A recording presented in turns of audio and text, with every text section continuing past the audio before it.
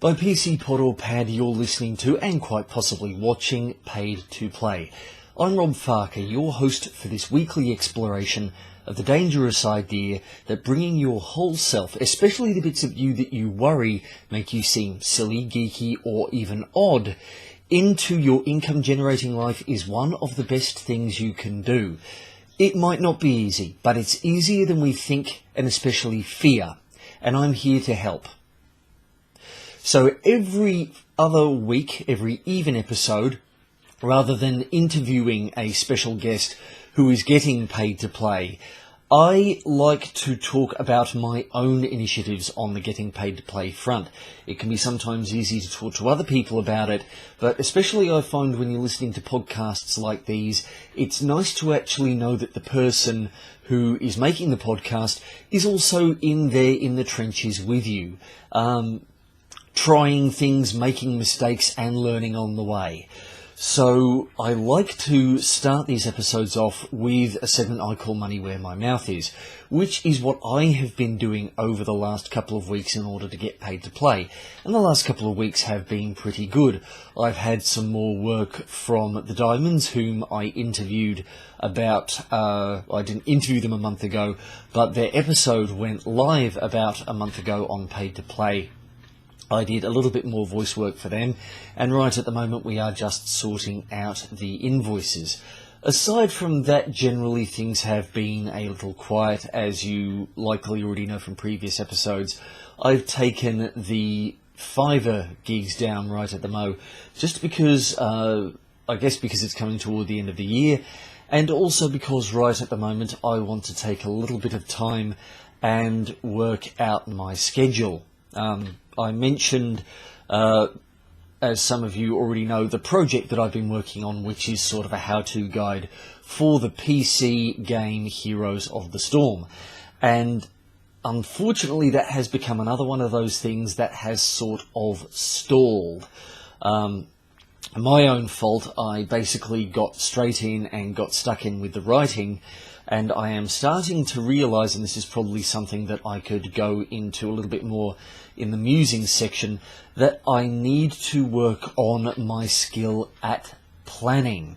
I am not the world's best planner. It's something that I have always tripped over, especially back in the primary and high school days whenever I got assigned a project. I hated projects. I liked work in smaller chunks that I could just do and get out of the way, and hell, I had difficulty even then. But when I was expected to deliver a thing after a little, an ongoing period of work, I got lost. I had no idea what to do, and it all seemed a bit too big. I will say I was glad that I did keep showing up for the writing work and sitting down and getting that done. But when it came to the bigger questions, like who exactly is this product going to help, and how do I get to them, and how do I turn this into an ebook and upload it to Amazon, sadly, once again, I shied away from it a bit. I need to work on my skill at breaking big things down into small tasks that still add up to the big thing at the end of the day. It's easy to do small things in and of themselves, but it's a little bit harder to try and tie them all up and make them part of a larger result at the end. So, yeah, perhaps before I tackled a project like a book, rather, even a small one, I needed to sit down and do a little bit of working out and break things down a bit more.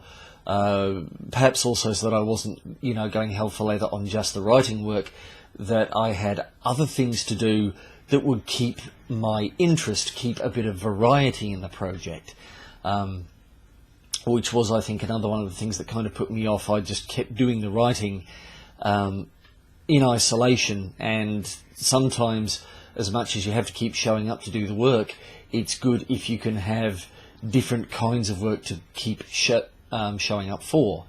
So really that is where I am at Money Where My Mouth Is. I'm going to be meeting up with the Diamonds after this recording and talking a bit more. Speaking of the Diamonds, I guess that brings me to the Musings section, which ties in with what I talked about with regard to planning a little bit earlier on, and that's keeping on top of your schedule. When I did the recording work for the Diamonds, I was originally going to be doing it on a Saturday night, and things wound up getting a little bit busy, so I meant to do it on a Sunday night. And actually, sorry, no, I take it back. It was going to be Friday night I was going to do it, then Saturday night, and I wound up getting it done on a Sunday night when things were... I have to record, I find, in the evening. I don't know how much ambient noise you can hear right at the moment. There's an example. I'm doing this on a Sunday morning, and there is a bit of road traffic, and there is actually a major road intersection just over there.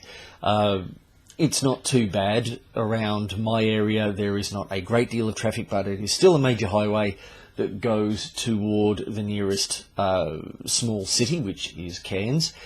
And there is truck traffic, and on a Sunday morning, it's actually quite a surprise. I've not heard the Sunday Weekend Warriors out at the moment, and there is a petrol station just over there. So usually you can hear the fellas on the Harleys, on the Triumphs, all pulling in over the road and topping up the petrol tanks and getting some fried food from the Servo Cafe. So it means that if I want to record, especially at the home studio, I've got to make sure I do it at a time when there is as little ambient noise as possible. And one lesson I learned from my guest CJ Miozzi, aka Riker, he does his recording at around about midnight, well, between midnight and 3 o'clock in the morning. Again, just to make sure there are no ambient noise issues. And the last time I did some recording, even then there was already, what's the word I'm looking for? A Willy Wagtail up at bloody midnight chirruping away. Willy Wagtails have a sweet call, but it's a right pain in the ass when you're trying to get some voice work done. And I guess that perhaps there's something else I wanted to touch on a little bit. I mentioned earlier on that I'd taken my Fiverr gigs down, and another one of the reasons for that is because having had the Fiverr gigs for practice and done a bit of work and gotten paid for it, it's nice to now have that confidence there to know that I can do it, that I enjoy doing it, and that I can ask for more money. But there is always at the back of my mind the thought that I'm recording not at a pro studio with decent soundproofing. I am recording at home. So as much as people... a couple of mates of mine have advised me, charge pro rates, Rob, do that. But as much as I might be a pro talent, I'm not in pro circumstances. And given that local recording studios charge about $100 an hour, and then I've got to factor in things like travel time, because I'm going to be driving from home to Cairns and back again, which is all about 45 minutes to an hour travel time, I'm not sure how that rate stacks up with what other people are charging professionally to do voice work. So it's kind of a tough situation when you are wanting to trust in yourself and be pro, and yet to really charge pro rates, at the back of your mind you've got to be investing in pro kit and pro facilities, and if you don't have that money yet, what do you do? I mean, you can probably hear there's a bit more bird noise around right at the moment. Hopefully my sound system is filtering it out, but we'll see what happens. Let's see, we're getting on to about 10 minutes now, and I think that about covers it. I tell you what, getting back onto that, staying on top of your schedule thing, I did mention that I kept putting the sound work off. I did have another incident yesterday morning.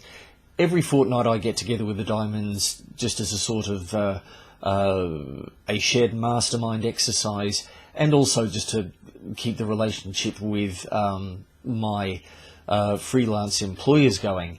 And it's every fortnight on a Saturday morning, and the one was scheduled for yesterday, and I had it all in my calendar, and I clean forgot. I'll admit the last week has been a bit stressful, so I did, as my Facebook friends likely know, I splurged on a copy of Destiny, a video game for the Xbox 360, and I got up in the morning and played a bit of that just as a bit of a stress relief, and it's fun to go blow things up every now and again. And I didn't think to check my Facebook messages or my calendar before I went and did that, and it was basically past the time that I was meant to be getting together with the Diamonds. So Birdie, Mike, my apologies for that. That is what was going on. It was very unprofessional of me. The dodgy week I have had is an explanation, but it's not really an excuse. So if there is one lesson for you folks that I would like to suggest from my example, I mean, take away from it what you will. I try and avoid telling other people what to do. I just try and tell people what I'm doing and what I'm learning out of it, and see what what the value that other people find in it, leave that to them. But still, I would like to say, try and make a habit every morning when you get up of just checking your calendar in whatever form it's in. Make sure you know what's coming up during the day, and then you can plan out what you want to do accordingly. So there we go. There's another thing, going back to my money where my mouth is working on planning. And as part of that, scheduling. Keep on top of your calendar. So that brings us to the end of this episode. I won't keep you much longer. I'll just reiterate my usual requests for you folks. If you can like and share and favourite the Pay to Play podcast in whatever medium you find it: Facebook, Twitter, YouTube, Google+, iTunes, and especially Patreon. That's a quick update. I have changed my Patreon initial milestone back to $11 because I have got a plan as such for Pay to Play. There's something I want to try. I'm starting to get a little bit to that point where I'm getting a little bit burned out on the show again, and I'm thinking one thing I can do is, rather than try and get 52 episodes out a year, because let's face it, 26 chat episodes with these video logs / personal episodes in between is pretty hefty. And I had the idea a few days ago of actually taking a lesson from television and other works and doing Pay to Play in seasons. So my current thought is I do 20 chat episodes and then 20 of these interstitial episodes in the meantime, and that gives me about 12 weeks off to plan the next season and also just reevaluate the podcast and do other things in the meantime. On one hand, doing Pay to Play isn't a great deal of work, but on the other hand, it does require time and a bit of effort. So if you folks could pop along, and at the moment I basically need 2 more people chipping in at the $1 an episode level, or 1 more person chipping in at the $3 per episode level, and that would be fantastic. That would allow me to meet that goal of producing 20 new chats and 20 new video logs every year, and covering all my hosting and domain name expenses. So please go to Patreon, that's patreon.com/paid to play. I would love it if you could chip in and help support the show. Let me very quickly, while I think of it, check my guest schedule, because at the end of every fortnightly video log, I like to announce who the next person is going to be, and I just need to actually open up my schedule. I think I accidentally jigged things around a bit there. Yes, my next guest for next week is a gentleman by the name of Frank Macri. He is a life coach who is working on an interestingly titled book called Life Orgasms right at the moment. So he has also, you'll hear him in our chat talking about how he is going to be leaving the country and heading he is Canadian, how he's leaving Canada for a little while and heading for China. He is actually over there now, so if you check out his YouTube channel, that's Frank Macri, Macri, you'll find his video logs about his life in China and how things are going over there. He's actually going back. That's another thing you will... Going back, so I should say. He's gone back. This is his second visit, working visit, I think, to China. And you'll actually hear some of his stories about his first experiences when he went over there. And it's some pretty incredible stuff. He learned a lot about resilience and finding yourself in unusual circumstances and persevering and making sure you have a good time and believe in yourself even when it seems like the world, or the country in this case, are against you. So please come back in a week's time, download, have a listen, and in the meantime, this is Rob Farker telling you to stand by your play. You never know just how many people will appreciate it.